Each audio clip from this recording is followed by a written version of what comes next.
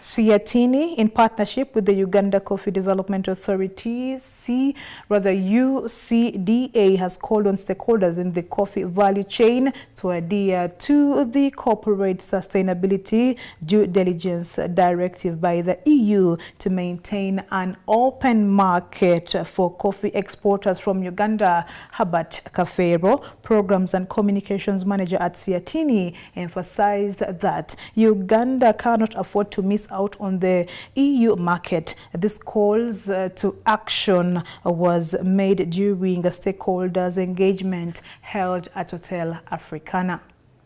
In a stakeholders engagement, SEATINI, in partnership with the Uganda Coffee Development Authority, organized a national stakeholders dialogue on the European Union's directives and their implications on Uganda's coffee sector. This effort is aimed at promoting inclusive and sustainable trade in Africa, enhancing stakeholders' engagement and awareness around the European Union directives, including the Corporate Sustainable Due Diligence Directive and the European Union Deforestation Directive. But what exactly does this directive mean? If you have destroyed the forest and planted coffee from December 2020, your coffee cannot access the European market. And going forward, you will not be able to access the European Union market if you have planted coffee on deforested land. Herbert Kafeero, the Programs and Communications Manager at SEATINI, highlighted that 60% of the coffee in Uganda is exported to the European Union, and Uganda cannot afford to miss out on the EU market as there is a deadline for the 31st of December this year to comply with the traceability requirements. Coffee is a principal cash crop, an export commodity. However, challenges like climate change has affected the coffee production. Coffee exports have been increasing over the years. And Uganda is one of the largest coffee exporters in Africa and in the world. And coffee is a principal cash crop for the economy. We look at that nearly 1.8 million households are engaged in coffee farming in Uganda. And coffee contributes nearly a third to Uganda's export earnings. So in simple terms, coffee is a very important cash crop and export commodity. But the coffee sector has been facing a number of challenges even before these European Union directives were introduced. These challenges that the coffee sector has been facing include climate change, the low prices, among others. Most African countries, including Uganda, mainly export raw coffee beans, green coffee, to the European Union. And we are missing out on greater returns because value is captured at the downstream segments of the value chain. But Uganda and other African countries exporting green coffee beans, all raw coffee, without adding value on it. It means we are facing challenges in terms of the volatile prices because prices are determined at a global level, but also there is the other issue, the challenge, that if we don't comply now with these directives, we will lose out on that lucrative market. Because as a country, Uganda, we need every market available for our agricultural products, all exports that we have to sell outside. We need all those markets. He further elaborated that Uganda Coffee Development Authority placed a budget of $35.6 billion in order to undertake mapping and traceability requirements. However, the government has provided $13.9 billion. The funding is not enough to undertake the traceability and mapping to show that Uganda's coffee is deforestation-free.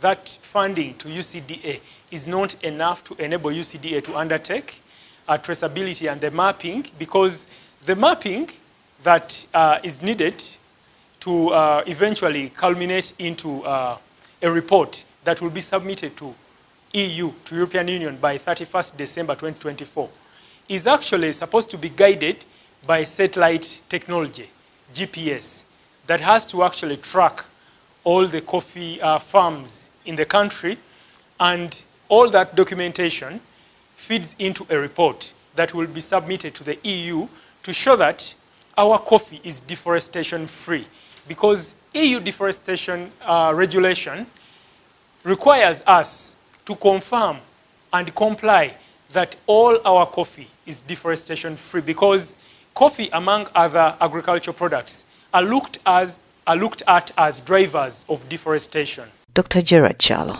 the Director of the Development Services at the Uganda Coffee Development Authority, explained the mandatory requirements to access the EU market and cautioned farmers to comply with these requirements in order to export their coffee.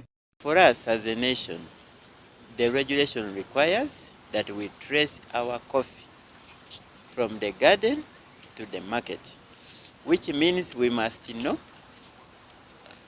who is producing the coffee, where are they located, which coffee are they growing, and this requires us to file a due diligence certificate.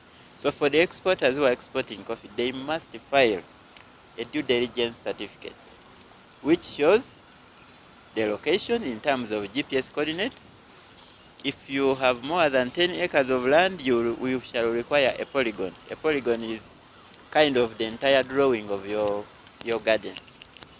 And if you have less than 10 acres, we require 1 GPS point.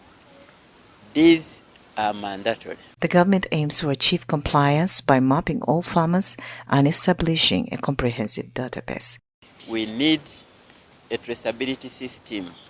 We need a national database where we have all our coffee farmers and their locations and whether they have 10 acres or more. We must have that, such that our exporters are able to access the system, download the due diligence certificate that shows that the coffee we are exporting is actually not related to or is not resulting from deforestation. For us to achieve that, we need to register and map all our farmers. Nabukosi Jane Josephine, a farmer and community monitor, emphasized that most farmers need a lot of sensitization on the law and the EU directives to avoid misconceptions. I think the challenge as farmers which we are going to get is that when you look at the period from now up to 31st December, registering all those farmers and then informing them about the EU directives. Because when you look at most of the farmers, even the National Coffee Act, some they don't know the contents which are in the Coffee Act. Now, the UCDA has to ensure that the farmers are being sensitized on the National Coffee Act and then on the EU directives. I think within this short period, it is going to be a problem to farmers.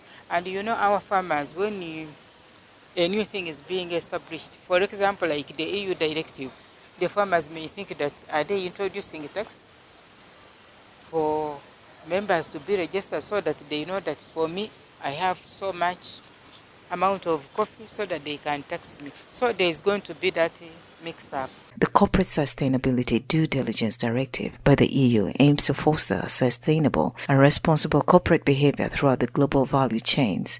The directive focuses on ensuring that companies identify, prevent, mitigate, and account for actual and environmental impacts in their operation, subsidies, and value chains.